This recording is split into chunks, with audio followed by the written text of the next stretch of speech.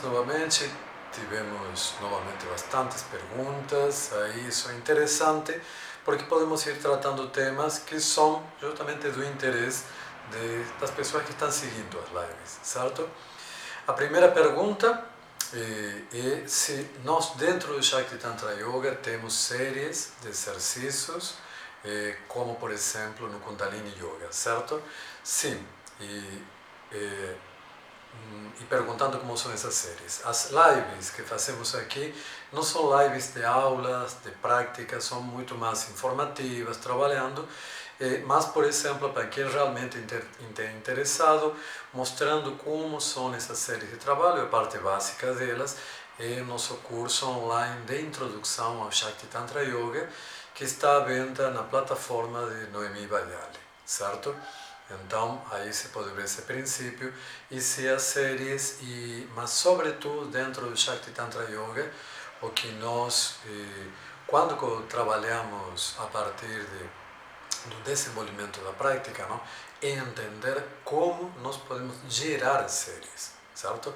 E isso é muito importante. Séries que já estão prefiguradas servem como introdução para entender, certo, como é uma prática, mas uma das questões para nós mais importante é a pessoalização da prática. Ou seja, que o praticante, a partir de conscientemente perceber como trabalhar a sua energia, ele pode ir entendendo de que maneira customizar sua prática, de que maneira, como se escolhem, como trabalham distintas técnicas e, a partir de como querer trabalhar a energia, os objetivos, vai criando as próprias séries, certo? Eu particularmente não acredito num yoga pasteurizado em onde está formalizado como em séries. Isso é, historicamente, por exemplo, uma situação bem moderna, certo? Você não vai encontrar em nenhum texto clássico apresentando séries de como tem que ser trabalhado. A partir do século XX, quando o yoga começa a vir para o Ocidente, quando começa a perder a tradição parampara de mestres para discípulos, não? Em onde um mestre de yoga, um guru, como você queira chamar, não? E ele tinha um contato direto com o discípulo, entendia as características individuais particulares daquele discípulo e, portanto, passava um tipo de trabalho, não? E de informação adequado a isso, não? Essa era a prática antiga, passa, não, a aulas mais genéricas, não? A aula de yoga como entendemos agora, onde começa a haver essa necessidade de séries, não? Prefixadas de trabalho, não? Isso, por mais que eu possa trabalhar de maneira básica como uma introdução, séries que me permitam, não, mostrar como determinadas técnicas do yoga funcionam, mas é muito limitado, não? A maneira em como isso trabalha. Para que realmente o yoga comece a poder realizar tudo aquilo que ele promete, esse efeito realmente de transcendência, de libertação, tem que ser, como já muitas vezes expliquei, um trabalho que esteja adequado às características pessoais. Tanto vendo isso de um ponto de vista fisiológico, cada corpo é um corpo geneticamente diferente, energeticamente diferente, a nível de consciência somos pessoas diferentes, precisamos de ajuste diferente, a nível espiritual cada um de nós tem nosso karma. Então, isso claramente no yoga antigo se veia que cada pessoa amadurecer no yoga, desenvolver tua série particular, tua interpretação particular. Portanto, séries prefixadas são apenas uma porta de entrada para um yoga que se transformou, que invadiu o mundo e que de alguma forma terminou em aulas muito genéricas, certo? Mas o importante, por exemplo, realmente, como o que é avançar no yoga é sair de simplesmente repetir séries, não? Para você entender como é um trabalho individual, não? A partir de que elementos você gera um trabalho individual. Isto me leva para outra pergunta, não? Uma pergunta, eu falei do Satchakra Nirupada, não? Como um clássico tardio, tântrico, não? Que descreve chakras, fundamentalmente, que fala sobre os chakras e que é uma das fontes, não? Porque Sir Arthur Avalon, não? Que traduziu isso no princípio do século XX, não? E terminou sendo uma referência, não? Para muitos textos posteriores do yoga e praticamente tudo que falei que vem, não, de chakras, vem de essa informação. Não? Então, me perguntaram, e aliás do chakra Nirupada, que temos? Então, vou dar uma dica de ouro realmente, não falar de um trabalho, um dos melhores trabalhos dos últimos anos de pesquisa histórica sobre yoga, que é Roots of Yoga. Não? Roots of Yoga, Raiz do Yoga, é uma recopilação, tenho aqui no e-book, vou mostrar a capa, dá para ver bem aí? Roots of Yoga, esse Coloca livro. na tua frente, assim. Aqui tá bom, ótimo. Roots of Yoga, não, que esse livro que estão vendo aqui, nessa capa, não, tem a versão, pode comprar no Kindle, no Amazon, não, é um trabalho em onde o que James Mallinson, não, e Mark Singleton, dois historiadores e pesquisadores do yoga de primeira linha, ante justamente essa pergunta: onde estão as informações sobre, por exemplo, não, nos textos clássicos, que falam nos textos clássicos, não, sobre asana, sobre postura, sobre pranayama, sobre a estrutura energética, não, o corpo yógico, a estrutura energética, sobre mantra, sobre não, meditação, sobre dharana, dhyana, sobre samadhi, sobre siddhi, sobre poderes yógicos, não? Sobre o conceito de libertação no yoga, tudo isso, tema por tema. Não?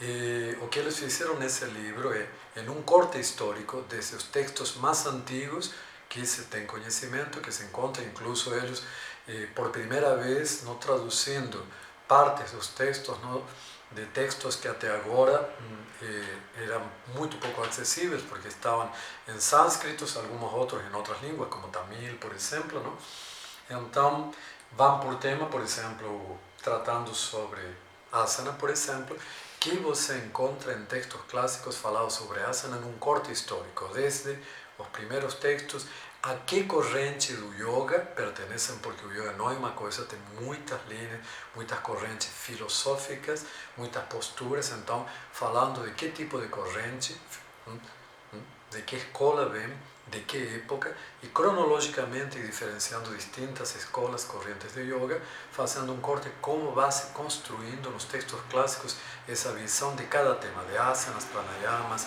bandhas, mudras, dharana, dhyana, samadhi, libertação, moksha, libertação, siddhis, todos esses temas. Vale totalmente a pena, com todas as referências dos textos clássicos, não, traduzidas às partes específicas e com a referência do texto clássico para quem queira aprofundar mais e ir atrás desses textos e lê-los completos. Não? Então, um trabalho fundamental para quem realmente quer ter uma formação séria em yoga, entendendo não, o que os clássicos, os textos originais do yoga, aos que temos acesso, não, a que se tem acesso, há muito material ainda por resgatar na Índia, não só em sânscrito, sino em várias línguas, sempre falo isso. Então, realmente apenas estamos arranhando a superfície das raízes do yoga nesse estudo histórico. Não? Mas esse estudo é realmente maravilhoso, então recomendo para quem queira. É um livro muito acessível no preço, não? Pode comprar, como digamos, no Amazon, no Kindle, quem quer ler online. Então, é como atualmente quem não quer, só não sabe, digamos, quem não quer saber, porque tem material muito interessante de pesquisa e de estudo sobre yoga para a gente ter uma visão mais ampla, certo? Então, contestando isso, como, não? E aí você não somente sobre chakras, sino sobre todo o resto, pode ter uma ordem bem interessante de como ter referências clássicas sobre o que se fala no yoga. Então, licença.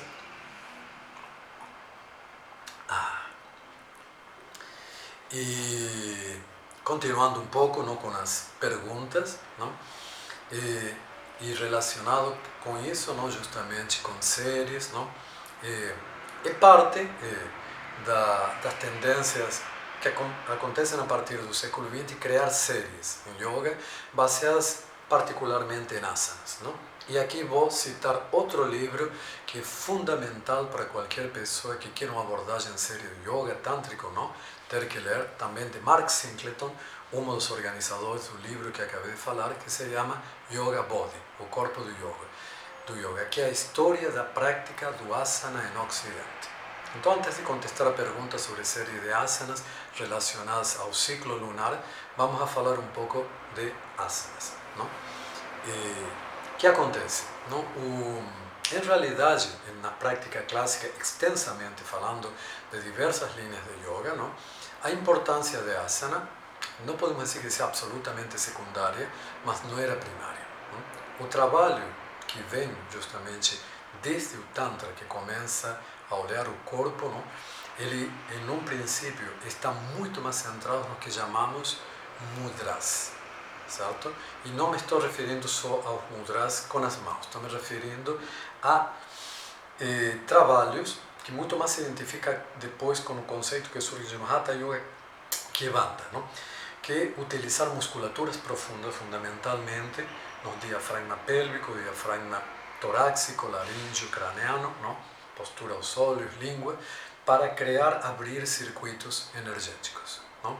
O mudra, que vamos, não vou tem uma tradução que eu acho péssima como gesto. Não é, mudra, se vamos a tentar uma tradução livre, mas que possa realmente refletir o significado, não? Significa o que acontece quando não fazemos mudra. Nós estamos fechando um circuito de energia. Qualquer dos mudras mais complexos, não? Que tem, como os mudras tântricos, que têm uma estrutura bastante complexa, não? Aos mudras mais simples, que veem como nano mudra, claramente eles estão fazendo isso, não? Fechando. Mesmo internamente, quando eu trabalho com estruturas profundas, o primeiro que eu estou fazendo, não? É abrindo a circulação interna de energia.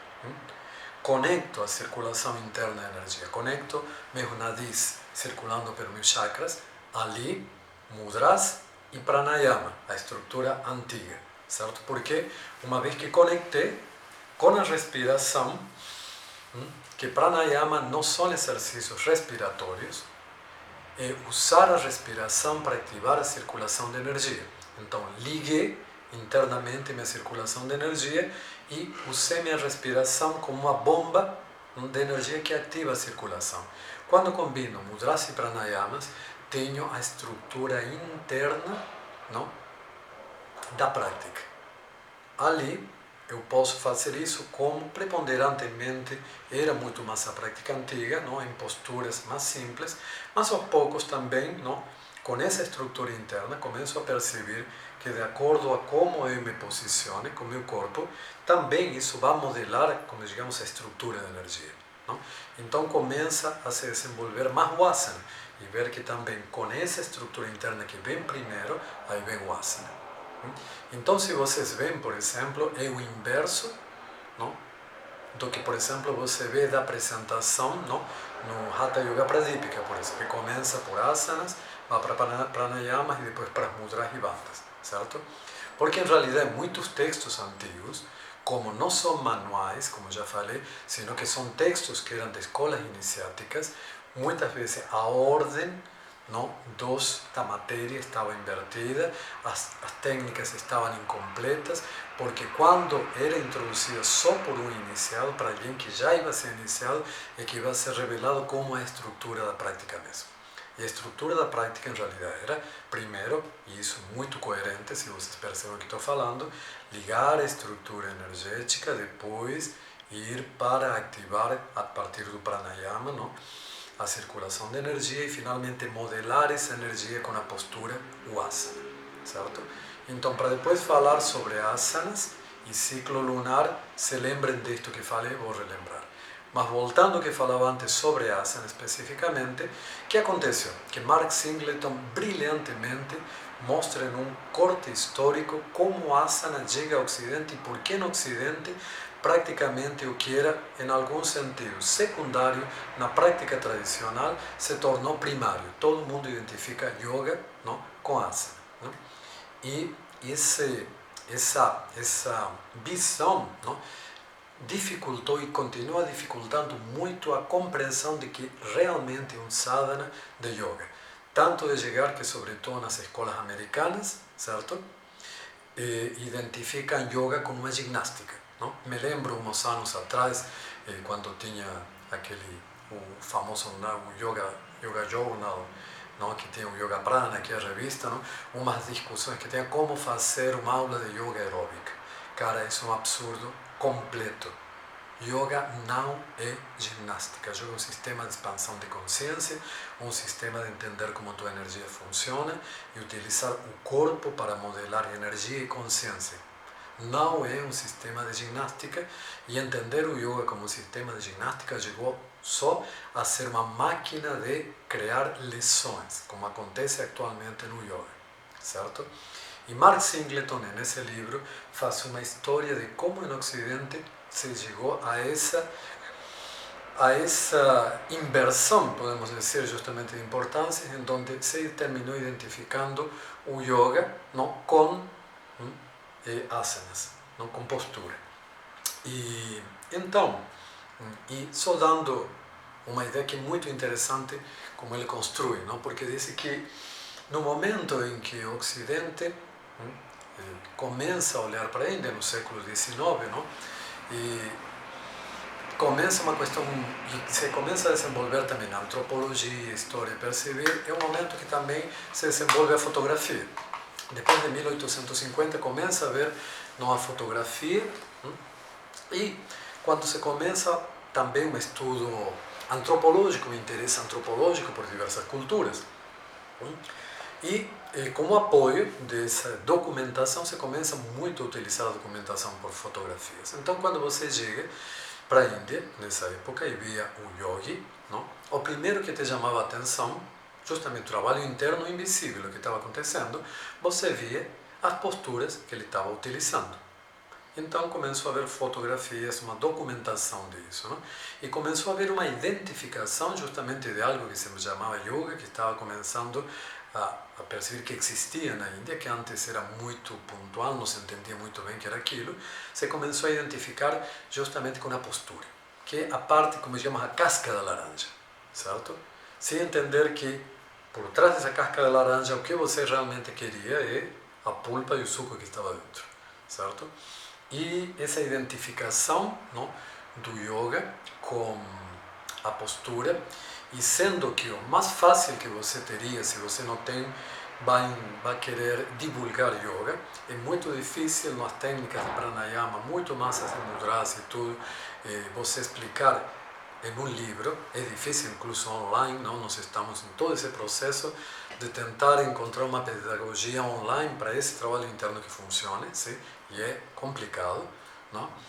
O asana, por ser o mais físico da prática, que posso, de alguma maneira, a partir de fotografias, ilustrar melhor, terminou sendo aquilo que mais começou a ser identificado e transmitido, certo? E tudo isso terminou criando essa preponderância, essa confusão, também muitos elementos do que estava acontecendo na história também, do trabalho físico da Índia, o ressurgimento no Ocidente também da ideia, não, de educação física, não, que durante muito tempo havia ficado fora, e se começa a resgatar sistemas de trabalho físico, começam a identificar justamente yoga com algum tipo de trabalho físico esotérico, certo? E aí começa a haver toda essa confusão, e as posturas que são importantes dentro do yoga, mas quando há uma estrutura interna, que elas modelam uma estrutura interna energética, passaram a ser, não, só isso, só a postura, e a postura vazia de yoga, incluso até quando ela não tem um substrato energético que sustenta, não, muitas vezes pode resultar em uma prática mal dirigida, lesatória, e muitas vezes acontece isso, não? O nível de lesões dentro do yoga que você tem atualmente é enorme, certo? Vou dar só uma estatística, que isso vem de pesquisas, não, realizadas em Estados Unidos, justamente, a partir, não, do número de lesões que fisioterapeutas, que ortopedistas começavam a ver que vinham desde o yoga, não? Uma dessas pesquisas, e que aponta muito com a experiência que eu tenho pelos cursos que eu dava de anatomia e fisiologia para o yoga, não? É de que pelo menos 60% de praticantes assíduos dos principais estilos de yoga, não? Em um prazo de 1 ano de prática, não? Tem lesões sérias a nível de lombar, sacroiliaca, joelho, ombro, cervical e pulso. Não? E, por exemplo, quando eu, durante muito tempo, dei um trabalho em várias formações de yoga pelo Brasil e também por outros países sobre anatomia e fisiologia de yoga.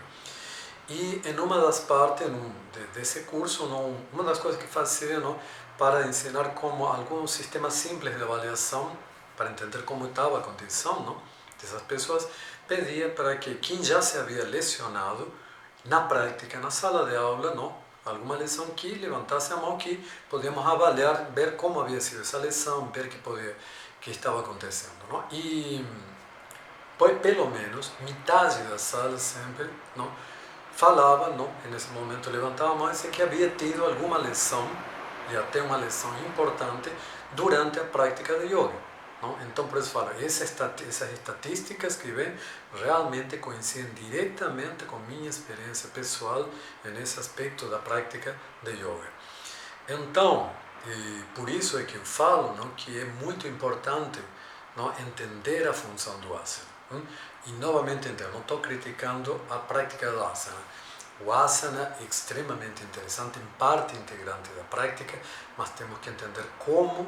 A coisa continuando. Então, como falava, que a prática de asanas é importante, mas quando ela está em conjunto, integrada com o que são os recursos, asanas, pranayamas, bandhas, mudras, e tudo isso junto cria geralmente uma situação em onde o processo de concentração de dharana, e aí, incluso, a partir de dharana, meditação, surgem como uma unidade, certo?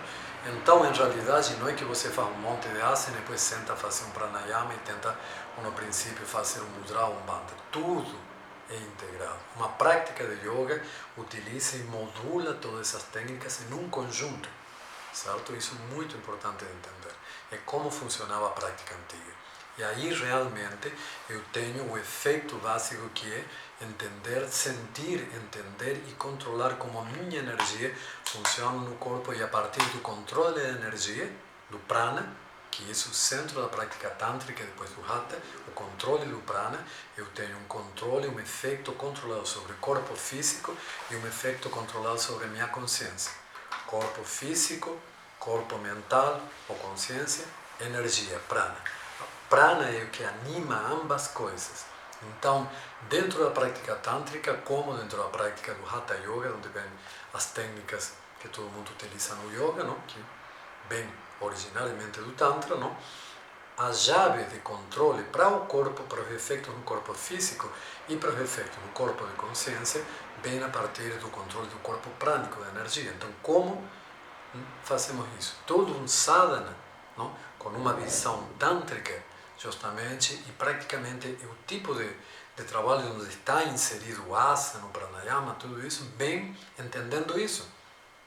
Bem entendendo que em realidade estou querendo controlar minha energia e, a partir disso, sustentar a postura com energia.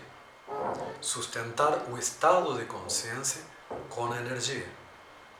Então, a chave é entender o corpo energético. Certo? E aí vamos à pergunta que me fizeram. A relação de posturas com o ciclo lunar. A prática de yoga tem a ver absolutamente com tudo. O que quero dizer com isso? Se vamos a referências da prática antiga, eu posso ajustar meu tipo de prática ao ciclo lunar. É um ciclo que influencia tudo que está vivo. Então, obviamente, estou trabalhando com minha energia e tenho o ciclo lunar que influencia a energia, a bioenergia, de tudo que está no planeta, desde as marés até por exemplo, os calendários agrícolas, que estão os ciclos reprodutivos de plantas e animais. Obviamente, ajustar minha prática, não só asana, estou falando prática em geral, ao ciclo lunar, entender como ajustar é um dos elementos básicos de uma prática tântrica. Tantra fala de trama, certo? Tantra te diz que você está em ressonância, em trama com todo o universo. Então, uma prática que não está em ressonância com o que acontece no contexto global, é sobretudo por exemplo, em 3 elementos tradicionais que você encontra, não? E isso, por exemplo, até no Ayurveda você vai ver, por exemplo, quando faço o tratamento para alguém, vou ter um ciclo lunar, um ciclo solar e um ciclo estelar. Então, por isso que até, por exemplo, a astrologia védica, antiga, pode ser utilizada para ajustar a tua prática, e no sentido tradicional também. Não? Porque se vamos como, por exemplo, a energias cósmicas, tenho a energia solar, vamos a começar pelo Sol, não? Que tem 2 ciclos, não? O que se chama pequeno ciclo e grande ciclo. Qual é o pequeno ciclo? O dia. Não? Então, eu tenho, não? Dado, em realidade, é pelo giro da Terra, não sabemos agora, mas nós temos um ciclo que podemos chamar solar, que é justamente o dia. Um dia de 24 horas. Então, eu tenho justamente ajustar minha prática de acordo, não, ao ciclo do dia, ao pequeno ciclo dictado, não, por aparecer, o nascer, não, e aparecer do Sol, certo? Depois, tenho, então, esse é o ciclo de um dia, de 24 horas, ajustando minha prática aí dentro do ciclo de 24 horas, e quem sabe um pouco de Ayurveda sabe que, por exemplo, não, há, de acordo às horas do dia, uma preponderância de determinado dosha. E aí começamos a entender a relação entre prática de yoga e Ayurveda, por exemplo, como pode nos servir, de uma maneira real, prática, não? Para customizar nossa prática. Depois, tenho o ciclo lunar, que é um ciclo de 28 dias. Não? Então, as fases da Lua, obviamente, vão influenciar. Depois, tem o ciclo das estações do ano, que é o ciclo anual, certo? Que, então, vai influenciar em cada estação como vai. E depois tem o ciclo dos trânsitos dos principais planetas, não? Que marcam, por exemplo, qual é uma das, dentro, não, das celebrações mais importantes que se tem para todos os sadhus e yogis na Índia. O Kumbh Mela. O Kumbh Mela e o Mega Kumbh Mela cada 4 ou 12 anos. Não? O Kumbh Mela, por exemplo, é marcado, não, como calendário a partir de aqui. Calendário astrológico. Certo? Convido a vocês, não, a pesquisarem justamente que relação astrológica, que signo e que planeta, quando estão, não, em determinado momento, determinam o momento do Kumbh Mela. Deixo isso para vocês para que pesquisem, certo? Então, por exemplo, grandes celebrações, grandes momentos rituais, não, que marcam, por exemplo, na grande prática, não, momentos de energia cósmica específica, vão ser a partir de posições justamente de signos, constelações, não? Os signos representam constelações e planetas, não? Então aí tem um calendário cósmico. Então tem um calendário, o dia solar, não? O mês lunar, o ano solar com as estações, não? E o movimento astrológico, não? Os ciclos astrológicos que marcam determinadas situações cósmicas de energia. A prática antiga era estruturada a partir de tudo isso. Quando eu sempre falo, o que nós praticamos de yoga atualmente apenas arranha a superfície do conhecimento e da complexidade da prática antiga, independentemente do Tantra, do yoga como um todo. Não? Estou falando isto porque, gente, a gente tem que estudar, é de uma riqueza absurda o conhecimento que vem do Tantra, do yoga. Estou falando de todas as linhas, certo? Eu particularmente estou centrado, focado na prática tântrica, matrilineal, sempre falo isso aqui, mas tudo esse conhecimento muito vasto, não? E o que me fascinou da Índia, eu sempre falo, eu não sou um apaixonado pela Índia, pode parecer estranho que falo, não? Sobre a cultura indiana, não tenho uma grande simpatia de me sentir identificado, não sou muito mais. Me identifico com a parte chinesa, que também trabalho, mas tenho um enorme respeito por a quantidade de conhecimento e a antiguidade e a profundidade com que foi desenvolvido, certo?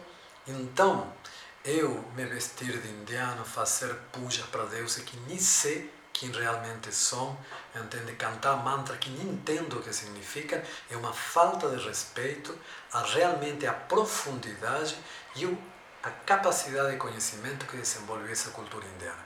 Então, se você realmente tem esse amor que muitas vezes vejo pessoas do yoga, que creio que é mais moda, sobre a cultura indiana, estudem com profundidade, aprendam sânscrito, leiam os clássicos, se informem, procurem saber realmente, não, a riqueza que há por trás de tudo isso, sobretudo do yoga e do tantra, certo?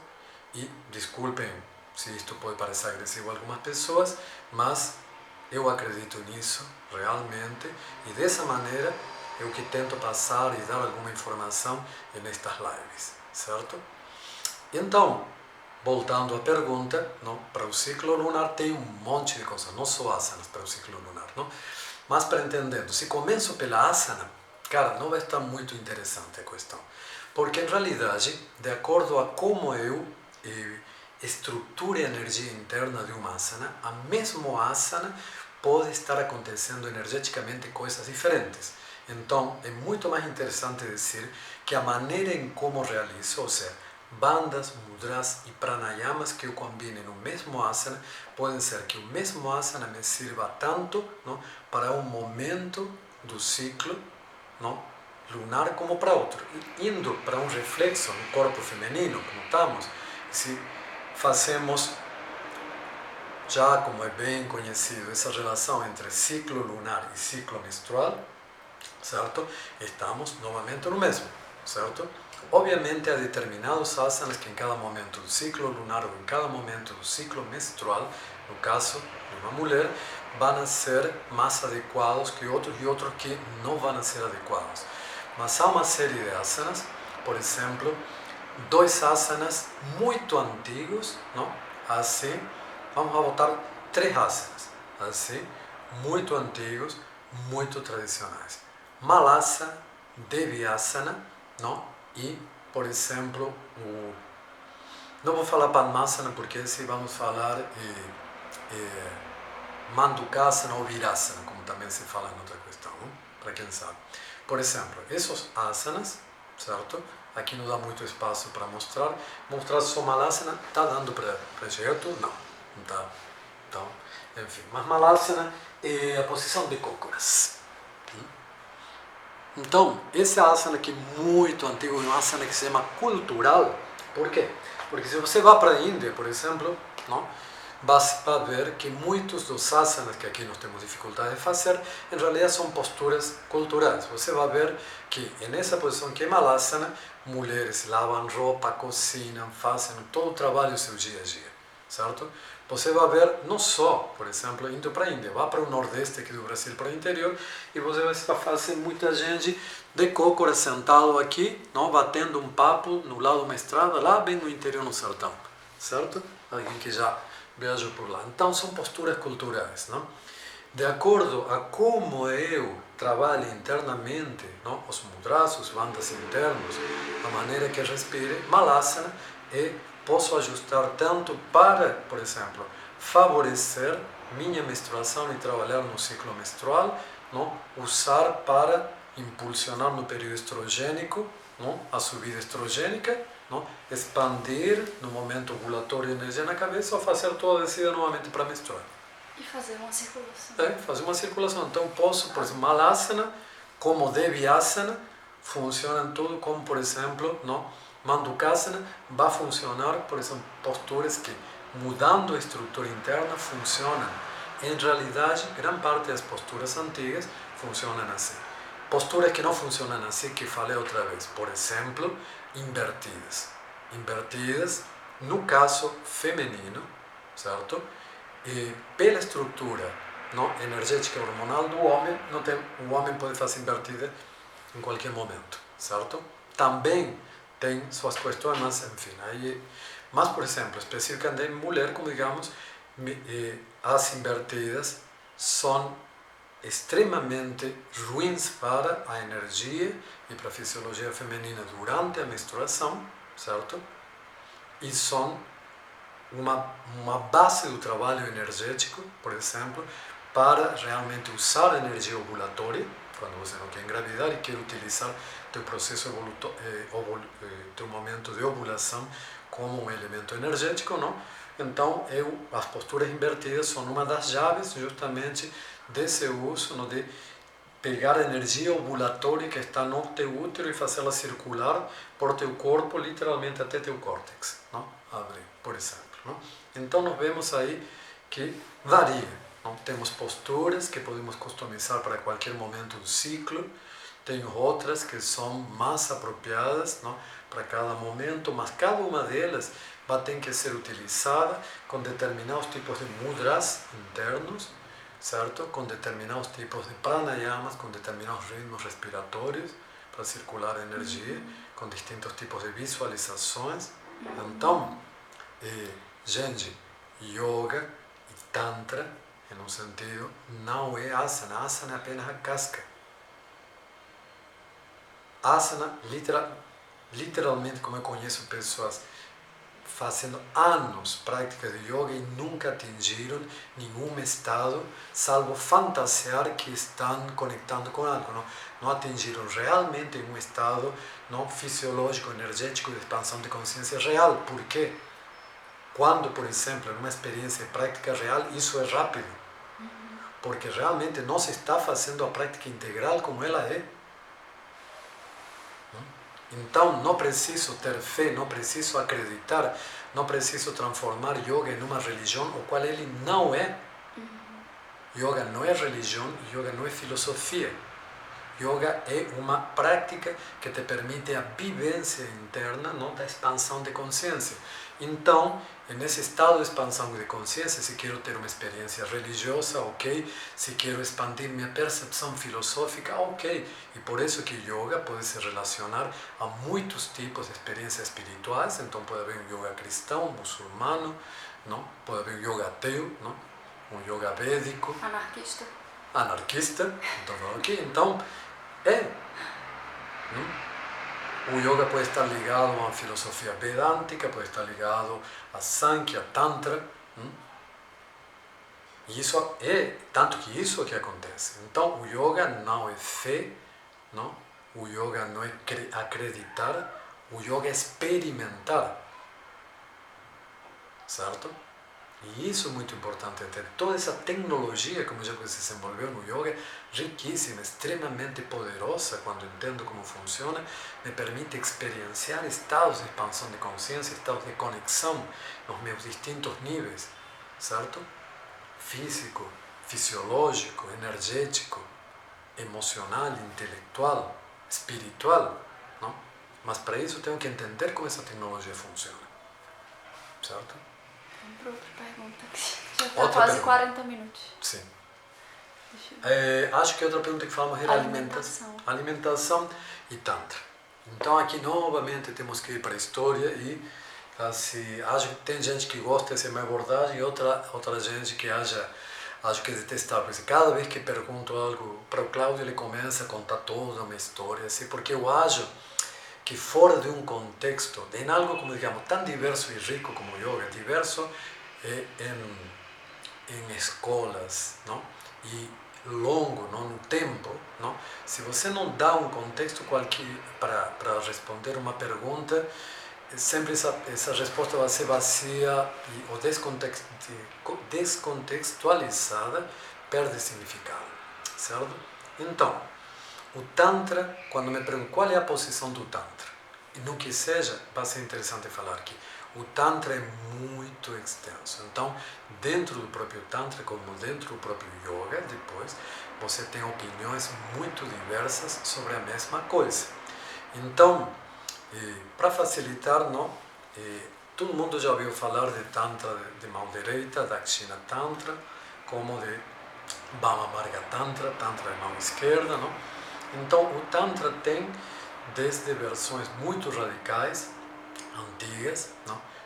São as que são mais ligadas justamente às raízes matriarcais do Tantra, o Tantra depois, não, de uma época em que realmente ele estava muito à margem da cultura védica, pelo peso que ele chegou a ter, sobretudo no primeiro milênio da era cristã, começou a ser absorvido, não, pela cultura védica e começou a ficar cada vez com mais cara da cultura védica e menos contestatário. Então temos um Tantra de mão esquerda que realmente se coloca, digamos, como o underground ou contestatário da cultura oficial védica, não? Como um Tantra de mão direita que aos poucos vai se assimilando em distintos níveis, não? A visão védica indiana e até se afinar muito com ela. Então temos um leque muito grande. Uma régua, né? É? Uma régua, né? Sim, bom, assim um leque muito grande. Então vamos sair para os dois extremos e para o meio, não? Então, dentro da visão de um Tantra que se afina com a cultura védica, vai te falar o que a maioria das pessoas que são de Dakshina Tantra, tudo, não? Que o Tantra te fala de uma alimentação vegetariana. Para ser mais exatos, não? O sistema védico não propõe uma alimentação vegetariana, senão lacto-vegetariana, certo? Então, para aqueles vegetarianos restritos, entender, a proposta da cultura védica não é vegetariana, é lacto-vegetariana, porque tem um monte de produto com leite, se usa leite, se usa ghee, não? Então, e é fundamental, não, dentro da cozinha, de tudo que se utiliza ali. Então, dentro das linhas tântricas afinadas, não, com a visão védica, da cultura védica, você vai ter o mesmo que todo mundo te fala no yoga, que no yoga você tem que ser vegetariano, ou, como é a proposta até dos clássicos do Hatha Yoga, que insistem incluso em que em determinados momentos, por exemplo, quando você está praticando muito pranayama, que você tome leite, entende? Por uma questão muito simples e ayurvédica. Uma prática intensa de pranayama tende a fazer que sequem tuas mucosas, muita circulação de ar, não? Então, você precisa, não? Porque há muito, e sobretudo prática intensa, termina irritando e secando tua mucosa, certo? Então, qual é uma das características, por exemplo, de tomar leite? Aumentar kapha, muco, não? Então, equilibrar práticas intensas do pranayama com ingestão de leite tem essa questão de você, toda mucosa respiratória, nas práticas intensas de pranayama, encontrar um melhor equilíbrio com um alimento que vai a fazer que você produza mais muco. Obviamente, você tem que, como tudo acontece no yoga, entender esse equilíbrio. Não é que você vá ficar embaixo da teta da vaca tomando litros de leite. Entende? Você vai ter que encontrar esse equilíbrio, certo? Estou dando um exemplo. Então, aqui falamos do yoga, e aqui, justo com esse exemplo ayurvédico que estou te dando, não, chegamos aqui ao médio. Não? O Ayurveda é outro filho do Tantra, certo? Aí tem um livro muito bom do Aderson, que é um médico ayurvédico que escreveu sobre o livro que as raízes justamente do Ayurveda, não? A história do Ayurveda. Alguém aqui do Brasil, é interessante, comprem um livro dele, muito bom. Tem uma introdução histórica sobre as origens do Tantra, bem claro, explica de uma maneira muito profunda, muito correta tudo, e fala justamente dessas origens tântricas, não?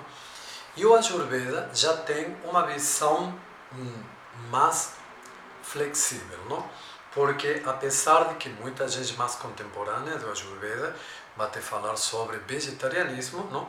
O Ayurveda, por exemplo, considera absolutamente o efeito de todos os alimentos, certo? Então, isso para ter uma ideia, por exemplo, tradicionalmente, não? A questão do vegetarianismo ou lacto-vegetarianismo indiano não era exclusivo. Por exemplo, para quem se permitia comer carne nas culturas tradicionais indianas? Tipo, já vi essa pergunta, mas vou contestar para dizer. Kshatriyas, a casta guerreira. Obviamente, porque comer carne para ter ojas, para mais energia, justamente porque a função dele é ser guerreiro. E, para quem não conhece muito a história da Índia, a Índia vivia em guerra contínua. A Índia não? Tradicional, eram grandes reinos, poderosos, riquíssimos, com culturas maravilhosas, mas constantemente em conflito um com o outro. Se você vai ler o Mahabharata, justamente um dos textos clássicos fundacionais da cultura indiana, não? Mahabharata, que é esse grande Índia, Bharata é o nome tradicional da Índia, que é uma guerra. É a história do conflito, não? Entre duas grandes famílias, parentes, dos reinos, não? E tudo o que acontece se vai desenvolvendo a partir daí. E a história da Índia é essa. Não? Então, não? 45 minutos. 45 minutos então para terminar. Então, desde uma visão onde integro a visão ayurvédica, a prática tântrica, porque que é muito interessante, eu posso optar, se eu estou querendo, por exemplo, fazer uma prática sexual mesmo, na parte onde vou ter um sadhana sexual intenso, posso muito bem escolher não ser vegetariano, porque, a diferença do que determinadas escolas, há um debate para fazer, não? Que o ojas, não? A energia básica, não? Que te dá carne é impuro, eu não acredito nisso, eu sou um Shakta, então, para um Shakta, para um tantrista Shakta, matriarcal, tudo é Shakti, não há nada impuro. Então, a energia que vem da carne não é um ojas impuro. Você precisa entender a nível fisiológico e energético como processado. Mas se você está num sadhana sexual, comer carne é necessário. Entende? Aí podemos falar das implicações kármicas, morais, é longo o debate, mas, por exemplo, essa outra postura, certo? E onde, por exemplo, a nível, podemos deixar carne de fora, que sempre o pessoal do yoga é muito sensível com respeito a isso, mas a escolha de alimentos que vou fazer, por exemplo, que você lê em alguns clássicos, não? Onde com uma influência védica muito forte, que te dizem que, por exemplo, você não tem que comer cebola e alho, entende? E quando você encontra limitações, por exemplo, e aí estamos falando de vegetais, então vamos falar para um vegetariano, não temos nenhum conflito moral em comer cebola e alho. Por quê? Não? Um texto clássico de Hatha Yoga te falava para não comer cebola e alho, certo? Essa pergunta que você tem que fazer. Basicamente porque ele está representando, são textos de escolas brahmacharis, ou seja, que eliminavam completamente a vida sexual para sublimar essa energia. A cebola e o alho são considerados afrodisíacos, certo? Incluso são considerados com excelentes propriedades medicinais, até como se sabe, do alho e tudo, não? Mas o fato porque nesses textos era proibido o consumo de alho é porque aqueles yogis haviam escolhido uma via brahmachari, então não queriam ingerir alimentos que pudessem estimular a parte sexual, certo? Mas, por exemplo, não está querendo dizer que eram impuros ou inapropriados, por exemplo, para alguém normal, não? Para uma pessoa que não estava praticando yoga ou que não praticava o yoga brahmachari, era, por exemplo, alguém que era, como começa a existir depois, posteriormente, praticava yoga, mas tinha uma família, certo? Tinha mulher, filhos, tudo, não? Era um praticante de yoga, tinha uma vida sexual. Então, para essa pessoa, por exemplo, comer alho, não? E comer cebola, por exemplo, e vai ser ajustado já não com um critério de prática de yoga brahmachari, senão vai utilizar o quê? Um critério ayurvédico. Não? E aí vemos que o critério ayurvédico, se você não é um brahmachari e você não é um tantrista de mão esquerda, por exemplo, e você quer uma alimentação vegetariana ou lacto-vegetariana bem orientada, aqui é o critério ayurvédico mais interessante para você se guiar com respeito ao teu dosha, com respeito à tua prática, como você pode ajustar. Não? Depois, vamos para as práticas, para lá, aí ficamos no meio, certo? Vamos para as práticas mais radicais que existiam, não? Então vamos, por exemplo, a Gori, em onde para ele, como um Shakta radical, tudo é Shakti. Então a Gori diz que você pode comer absolutamente qualquer coisa, nada é impuro. Não? Então, tudo depende de como você se relaciona com aquilo. Não? Então, para um Shakta radical, tudo é Shakti. Não? Então, não há impureza. Não é essa questão de puro e impuro, de kármico ou não kármico. Não? Tudo que está ali é para ser experimentado. O cosmos inteiro é para ser experimentado. Não há restrições alimentares. Há consciência do que você come. Então, eu começo a entender, para mim, para meu momento e para minha prática que acontece com cada coisa que eu estou comendo, não importa o que seja. E vou entender se isso serve para mim agora, neste momento e nesta escolha que eu estou fazendo de interação com o mundo. Então já não é que eu estou fora das regras, é que agora, em lugar de usar regras que vêm de fora, é minha consciência na trama que me diz que preciso fazer. Certo? E essa é a minha postura particular. Certo? Como falo, eu respeito todas essas posições, cada uma delas na Índia surgiu com um objetivo muito claro, não? Que é o que não respeito, posturas dogmáticas que não entendem por que estão fazendo as coisas. Então, se você quer realmente ser um vegetariano estricto, faz uma escola brahmachari e você sabe por que está escolhendo cada coisa, que efeito estão fazendo no teu corpo, fantástico, isso é a tua escolha, esse é o teu caminho. A questão é quando você dogmaticamente, sem entender, ou por via realmente de ciências profundas, como por exemplo a Ayurveda, não? As práticas de yoga realmente estudando, ou ciência ocidental, se você quer se guiar por isso, não? Realmente nós temos neste momento muita pesquisa, não?